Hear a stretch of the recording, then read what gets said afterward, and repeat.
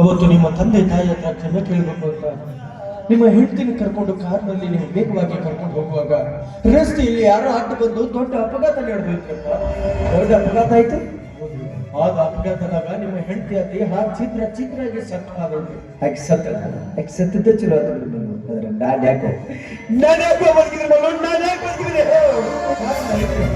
ಯಾರು ಸುಮ್ಮನೆ ಬಿಟ್ರ ಕರ್ಮ ಅನ್ನೋದು ಸುಮ್ಮನೆ ಬಿಡಂಗಿಲ್ಲ ಅಂತ ಅದಕ್ಕೆ ಮಾಡಿದ ಪಾಪ ಕರ್ಮಕ್ಕ ದೇವರಾಗಿ ಸರಿಯಾದ ಶಿಕ್ಷಣ ಕೊಟ್ಟ.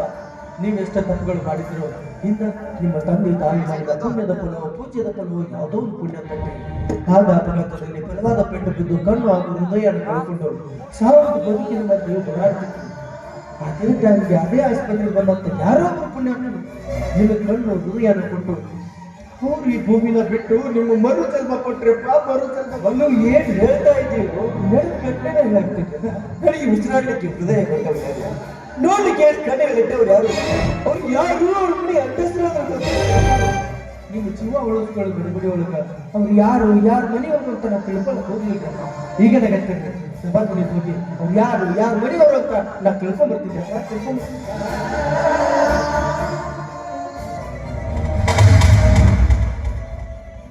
ನಾಡಿನ ಬಂದೆ ಡಾಕ್ಟರ್ ನನ್ನ ಮನೆ ಅಡ್ರೆಸ್ ನನಗೆ ಯಾಕೆ ಕೊಟ್ಬಿಡ್ಸಿದ್ರು. ಇಂಥ ಪಾಪಿರೋ ಜಾಗಕ್ಕೆಲ್ಲ ಬರಬಾರ್ದು, ನಾನು ಬರಲೇಬಾರ್ದು. ನಿಲ್ರಿ ಯಾಕೆ ನಿಮ್ಮ ಮನೆಗೆ ನೀವು ಬಂದು ಏನೇನೋ ವಿಚಿತ್ರವಾಗಿ ಮಾತನಾಡ್ತಾ ಮಲ್ಲು, ಈ ಪಾಪಿ ಮಗ ನನ್ನ ಹೆಂಡತಿನ ಮನೆಯಿಂದ ಹೊರಗೆ ಹಾಕಿದ ಮೇಲೆ ತುತ್ತು ಒಣ್ಣಕ್ಕಾಗಿ ಮಳಿ ಗಾಳಿ ಚಳಿ ಅನ್ನದೆ ಬೀದಿ ತಿರುಗ್ತಾ ಇದ್ರು. ರಸ್ತೆಯ ದಾಟುವ ಬರದಲ್ಲಿ ಯಾರೋ ಅವಳಿಗೆ ಆಕ್ಸಿಡೆಂಟ್ ಮಾಡ್ಕೊಂಡು ಹೋಗಿದ್ದಾರೆ. ಅಲ್ಲೇ ಸ್ಥಳದಲ್ಲಿದ್ದರು ಪುಣ್ಯಾತ್ಮರು ಅವಳು ಹೋದ ಆಸ್ಪತ್ರೆಗೆ ಸೇರಿಸಿದ್ದಾರೆ. ಆ ಸುದ್ದಿ ನನಗೆ ಗೊತ್ತಾಗಿ ನನ್ನ ಸುದ್ದಿ ನೋಡ್ಬೇಕಿದ್ದ ಆಸ್ಪತ್ರೆ ಓಡೋಡಿ ಹೋದೆ. ಹೋಗುವಷ್ಟರಲ್ಲಿ ಅವಳ ಮೆದುಳು ನಿಷ್ಕ್ರಿಯಗೊಂಡಿದ್ರೆ ಆವಾಗಲೇ ಅವಳ ಪ್ರಾಣ ಪಕ್ಷಿ ಹಾರೋಗ್ಬಿಟ್ಟಿತ್ತು. ಅನಾಥ ಶವ ಅಂತ ಹೇಳಿ ಆಸ್ಪತ್ರೆಯವರು ಅಂತ್ಯ ಸಂಸ್ಕಾರ ಮಾಡಿ ಮುಗಿಸಿಬಿಟ್ಟಿದ್ರು. ಮಲ್ಲು ಅಂತ್ಯ ಸಂಸ್ಕಾರ ಮಾಡಿ ಮುಗಿಸಿಬಿಟ್ಟಿದ್ರು. ಆದ್ರೆ ನನ್ನ ಹೆಂಡತಿ ಕೊನೆಗಳಿಗೆ ಅಂಗಾಂಗಗಳನ್ನು ದಾನ ಮಾಡಿದ್ರಂತೆ.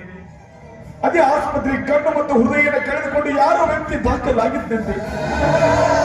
ನನ್ನ ಸುಮತಿಯ ಕಣ್ಣುಗಳನ್ನ ಹೃದಯನ ಆ ವ್ಯಕ್ತಿಗೆ ಜೋಡಿಸಿದಾರಂತೆ. ಯಾವ ವ್ಯಕ್ತಿಗೆ ಜೋಡಿಸಿದ್ದಾರೆ ಆ ವ್ಯಕ್ತಿ ಅಡ್ರೆಸ್ ಅನ್ನು ಕೊಡಿ. ನನ್ನ ಸುಮತಿ ಕಣ್ಣುಗಳನ್ನು ನೋಡಬೇಕು, ಹೃದಯ ಬಡಿದರೆ ಹೃದಯ ತುಂಬಾ ಕೇಳಿಸ್ಕೋಬೇಕಂತ ಹೇಳಿ ಡಾಕ್ಟರ್ ನೆಕ್ಸ್ಟ್ ಪರಿಯಾಗಿ ಕೇಳಿದೆ. ಅಡ್ರೆಸ್ ಕೊಡ್ಲಿಕ್ಕೆ ಬರುದಿಲ್ಲ ಅಂತ ಹೇಳಿದ್ರು.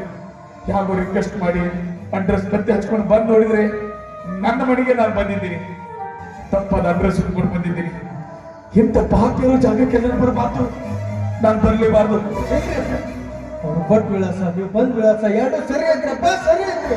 ಏನ್ ಹೇಳ್ತಾ ಇದ್ದೀನಿ ನಾನು ಹೇಳ್ತಾ ಇರೋದು ನೆನಪು ಗಟ್ಟಿ ನೋಡಿದ್ರೆ ತಾಯಿ ಅವ್ರು ದಾನ ಮಾಡಿದ ಬೇರೆ ಯಾರು ಮತ್ತೆ ನೀವು ಸ್ವಲ್ಪ ಕೊಟ್ಟ ಮಗನಿಗಿರಪ್ಪ, ನೀವು ಸ್ವಲ್ಪ ಕೊಟ್ಟ ಮಗನಿಗೆ. ನನ್ನ ಸುಮತಿಯ ಕಣ್ಣುಗಳನ್ನ ಹೃದಯ ನನ್ನ ಮಗನಿಗೆ ತೋರಿಸಿದ್ದಾರ. ಹೌದು, ಸುಮತಿ ಕಣ್ಣುಗಳನ್ನ ನೋಡ್ಬೇಕು, ಹೃದಯ ಬಡಿತಾರೆ, ಹೃದಯ ತುಂಬಾ ಕೇಳಿಸ್ಕೋಬೇಕು.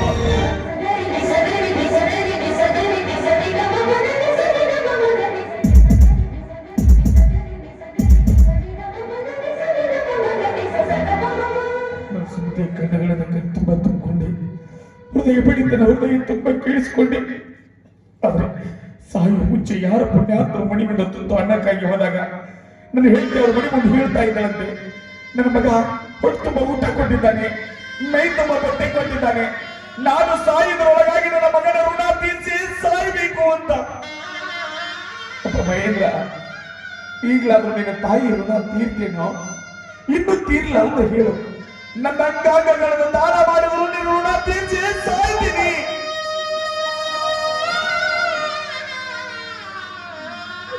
ಈಗಂತ ಏನೋ ಪ್ರಯೋಜನ?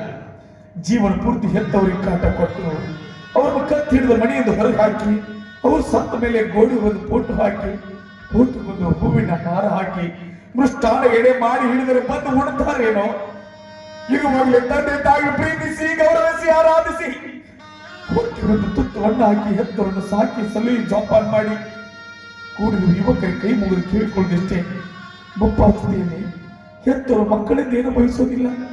ತಮ್ಮಿಂದ ಒಂದು ಆಸರೆ, 4 ಸಾಂತ್ವನದ ಮಾತುಗಳು, ಹಸಿದುಕೊಂಡಿರುವ ಹೆತ್ತವರ ಹೊಟ್ಟಿಗೆ ಒಂದು ತುತ್ತು ಅನ್ನ ಹಾಕಿ ಹೆತ್ತವರನ್ನು ಸಾಕಿ ಸಲಹೆ ಚೆನ್ನಾಗಿ ನೋಡ್ಕೊಳ್ಳಿ ಅಂತ ತಮ್ಮಲ್ಲಿ ಕೈ ಮುಗಿದು ಕೇಳ್ಕೊತಾ ಇದ್ವಿ. ಸುಮತಿ, ನೀನು ನಿನ್ನ ಮಗನಿಗೆ ಕಣ್ಣು ಹೃದಯದ ದಾನ ಮಾಡಿ ನಿನ್ನ ಋಣವನ್ನು ತೀರಿಸಿ ತಾಯಿ ಅರ್ಪಿಸಿಕೊಂಡೆ. ಆದ್ರೆ ನನ್ನನ್ನು ಯಾರು ನೀವು ಒಬ್ಬಟ್ಟಿಯಾಗಿ ಬಿಟ್ಟು ಹೋದೆ. ಇದು ಯಾವ ನ್ಯಾಯ? ನಾನು ನಿನ್ನ ಜೊತೆ ಬರ್ತೀನಿ ಸುದ್ದಿ, ನಾನು ನಿನ್ನ ಜೊತೆ ಬರ್ತೀನಿ. ನನ್ನ ಸುದ್ದಿ ಕೂಡ ನನ್ನ ಕೈ ಬೀಸ್ಕೊಳ್ತಾ ಇದ್ದಾರೆ.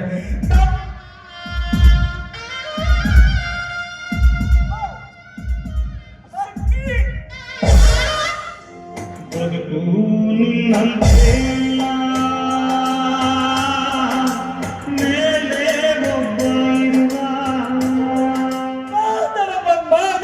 ಮಾತಾಡರು ನೀ ಹೇಳುವ ಒಂದೊಂದು ಮಾತುಗಳನ್ನು ನೀನು ಮುಂದಿನ ಮಗನಾಗಿ ನಾನು ಕೇಳ್ತೀನಪ್ಪ. ನಾನು ಮಾಡಿದ ತಪ್ಪು ನನಗೆ ಅರಿವಾಗಿದೆ. ಮಾತಾಡು ಅಮ್ಮ, ದೇವರ ಪಾಪಗಳನ್ನು ಕ್ಷಮಿಸಿಬಿಡಮ್ಮ. ಆ ನಿನ್ನ ಸಾವಿ ಪಾಪ ಮಗನೇ ಕಾರಣ.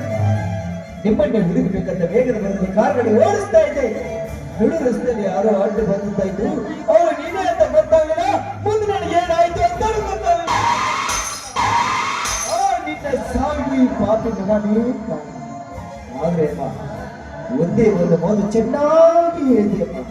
ಮಗನೇ, ನಾನು ಸತ್ರು ಕೂಡ ನಿನ್ನ ಋಣಾನ ಇಟ್ಟು ಹೋಗುವುದು.